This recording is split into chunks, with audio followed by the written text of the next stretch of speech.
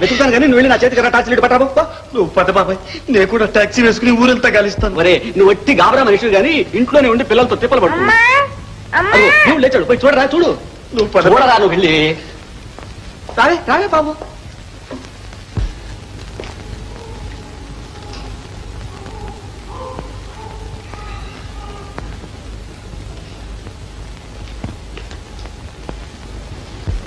ఇప్పుడు తెలుస్తుంది అబ్బాయి గారి సంగతి.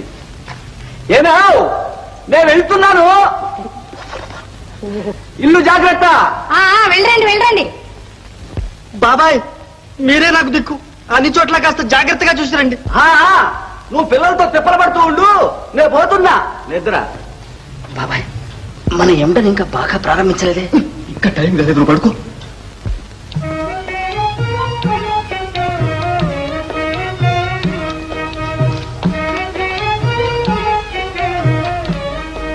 ఇవాళ రాధాదేవి గారితో మీ సంబరం చూసిన తర్వాత నేను జీవించడం కూడా మీ ఆనందానికి అడ్డమేనని రూఢి అయింది.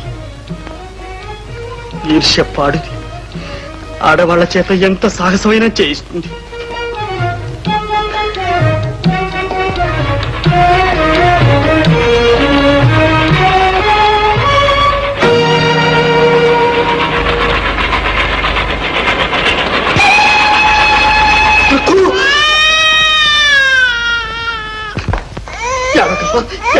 పడుకో పడుకో.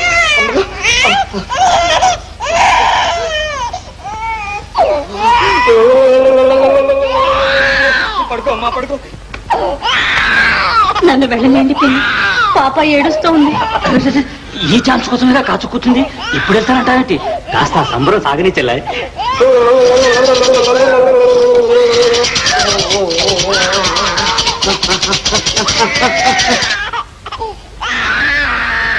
ఏమిటన్నాయి పాప ఇలా బుక్క తిప్పకుండా ఏడుస్తూ ఉంటే? పర్వాలేదు, ఆరోగ్యం ఆరోగ్యమే. బాలానాం రోదనం బలం అన్నారు. ఇదిగోని అమ్మాయి, వాడికి అసలైన శిక్ష ఇప్పుడే ప్రారంభమైంది. కాస్త ఓపిక పట్టమ్మా. అవునమ్మా.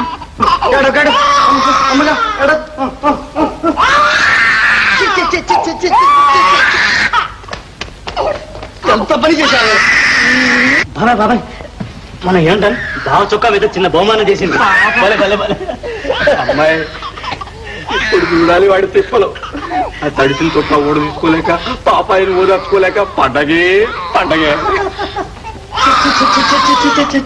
ఏం పాపం చేసుకున్నానే? ఊరుకో ఊరుకో. ఏం కాలం చేసుకున్నానే? నువ్వు నేను, నువ్వు ఊరుకోనే. అమ్మా అమ్మా అమ్మ వస్తుంది కానీ పడుకోండి అమ్మా, పడుకోండి బాబు, పడుకో. పాపం సమాధానం పడుకోండి, ఊరుకోవే.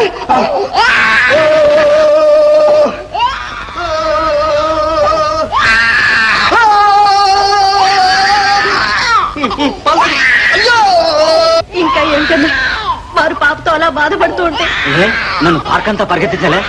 చూడు పిన్ని, పాప అలా గొంతు రాసిపోయిట్లు ఏడుస్తోంది. నన్ను వెళ్ళలేండి పిన్ని. నేను వెళ్ళి పాపని తీసుకొస్తాను, నువ్వు ఇక్కడ ఉండమ్మా.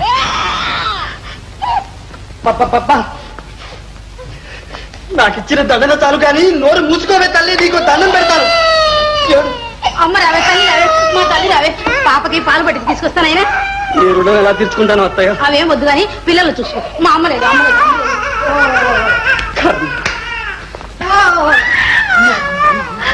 హలో జై హింద్.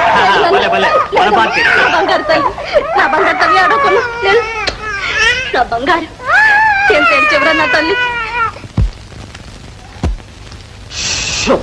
ఏం బాబాయ్ ఎక్కడ కనిపించరా? స్టేషన్ లో చూసారా? అన్ని. పార్థసారథి కోవిల్లో చూసారా? అన్ని చూశాను రా. పోలీసులు రిపోర్ట్ కూడా ఇచ్చాను. వాళ్ళు తిప్పలు పడుతున్నారు. పొద్దుటికి అంతా తెలుస్తుందిలే. ఏం తెలుస్తుందో ఏం? ఒరే నువ్వేం భయపడక పిల్లలతో తిప్పలు పడుతూ ఉండు. అబ్బబ్బబ్బబ్బా తిరిగి తిరిగి 2 కాళ్ళు పెరుగుతున్నాయిరా. కాస్త కన్ను మూస్తా, వస్తా.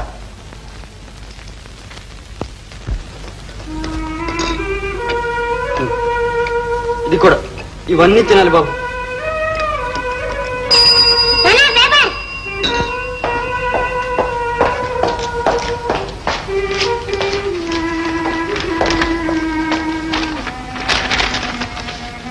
తాంబరం సమీపంలో స్త్రీ శవం. ఎంత విచారించినా వైనం తెలియలేదు. ఎవరో ఆ భాగిని ఆత్మహత్య చేసుకుందని పంచాయతీ చేయబడింది. ఏమిటిది? ఎంత ఘోరం! చివరికి ఇంత అన్యాయం చేసింది రుక్కు. ఇప్పుడు నాకేది? కృష్ణారావు, నా మాట విన్నావు కాదు, చూశావా? ప్రేమగండం ఎంత పని చేసిందో అనుభవించు, పశ్చాత్తాపడు. స్వామి స్వామి, నేనేం చెయ్యను. ఇప్పుడు నా గతి ఏమిటి? నీ గతి నీవే చూసుకో.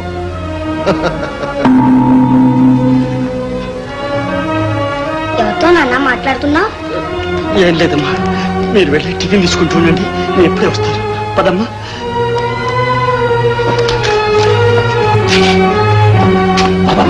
వాడు వస్తున్నాడు. బాబాయ్, అనుకున్నంత అయింది బాబాయ్, కొంప మునిగింది. ఏమిటి అది? రుక్మిణి ఆత్మహత్య చేసుకుంది బాబాయ్. చూడు. సరే సరే, ఈ వార్త చూసా నీ గోల? గోల కాదు బాబాయ్, రుక్మిణి నన్ను అన్యాయం చేసిపోయి. నీ గాబరాలను ఊరికే ఊహాగానం చేసుకోబోకు. ఎవరో ఈ అభాగిని. ఎవరో కాదు బాబాయ్, అభాగిని రుక్మిణి అని రాసింది. ఈ ఉత్తరం చూడు. అత్తయ్య అత్తయ్య, ఏం జరిగింది నాయన? నువ్వు ఉండు. ఈ ఉత్తరం ముందే నాకెందుకు చూపించలేదురా? మళ్ళీ వస్తుంది అనుకున్నాను బాబాయ్, ఇంతగా ఇచ్చి చేస్తుంది అనుకోలేదు. మొహాలే ఊరుకో. ఈ ఉత్తరం పట్టుకుని రుక్మిణి ఆత్మహత్య చేసుకుంది అంటున్నాడు. చిచ్చి, అవాచ్యాలు. అబ్బాయితో పాటు మీకు కూడా మతిపోయిందా ఏమిటి? మన రుక్మిణి అంత తెలివి తక్కువది కాదు, అటువంటి పని ఎప్పుడూ చేయదు. నీకు తెలియదు అత్తయ్య, అంత పని చేసే ఉంటుంది. నాకు తెలుసు రుక్మిణి ఎంత అమాయకురాలు, ఎంత ఉత్తమ ఇల్లా. 1000 జన్మలు తపస్సు చేసిన అటువంటి గుణవంతురాలు మళ్ళీ నాకు దొరుకుతుందా అత్తయ్య? ఇప్పుడు తెలిసి వచ్చిందన్నమాట. ఇది వరకే తెలిసి వచ్చేది బాబాయ్. నేనేం చేసినా పల్లెత్తు మాట అయినా అనేది కాదు. అదేం మొండి సహనం. కాస్త కసిరినా తెలివి తెచ్చుకుని బాగుపడేవాడిని. రుక్మిణి నాకు తగ్గింది. ఇప్పుడు అంటున్నావు ఆ మాట. అప్పుడు నీ పొంగి ఎలా ఉండేది? రుక్మిణి కాకపోయినా నేను చీవాట్లు పెట్టానుగా, విన్నావు? పైగా స్ట్రైకు చేస్తుంది కదరా, స్ట్రైకు. రాసీనురా. అంతా ఇక్కడేం చేస్తున్నారయ్యా? రుక్మిణి బావగారు, బావగారు, నేను మహాద్రోహిని. నా పాపానికి పరిహారం లేదు. ఏమిటయ్యా ఇది? ఏం జరిగింది? బావగారు, మన రుక్మిణి. రుక్మిణి ఏమైంది? రుక్మిణి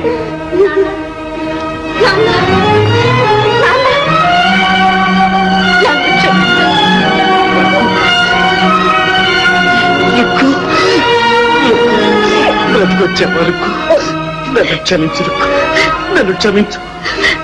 లేదండి, మీరే నన్ను క్షమించాలి. మిమ్మల్ని ఎంతో కష్టపెట్టాను, నన్ను క్షమించండి. సలహాలు ఏమిటిదంతా? అయోమయంగా ఉంది. తర్వాత చెప్తాలే. ఏదో బావమరిది సరాగం. సార్, నందగారు వచ్చారండి, మిమ్మల్ని పిలుస్తున్నారు. నందగారా? పదండి నాన్న, పదండి. పదండి. భీమసేనరావు గారు, మీకు నా ప్రశంసలు. మా రజతోత్సవం అందాల పోటీలో ఆంధ్ర సుందరి మెడల్ మీ అమ్మాయికే వచ్చింది.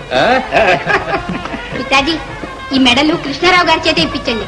అవునవును కృష్ణరావు, నువ్వు నా సెక్రటరీగా? అవును సార్. ఈ మెడల్తో అమ్మాయిని అలంకరించి. ఏమిటో ఇదంతా నాకు అర్థం కావడం లేదండి. తర్వాత తెలుస్తుంది. ముందు నీ డ్యూటీ చేయి.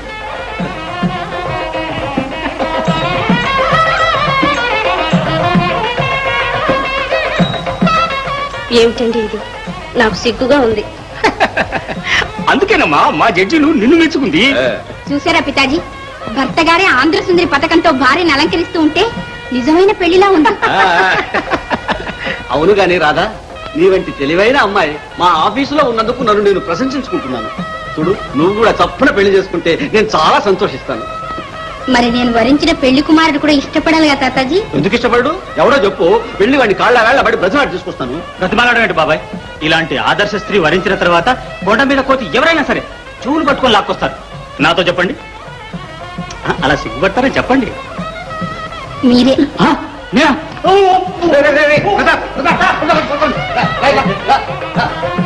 భయపడతారా? చూసి చూడడంతో అనుకున్నాను. నాకు కోడలు కావాలంటే ఈ పెళ్ళే సరేని. Typical typical. రావయ్యా, చేతులు కలపండి.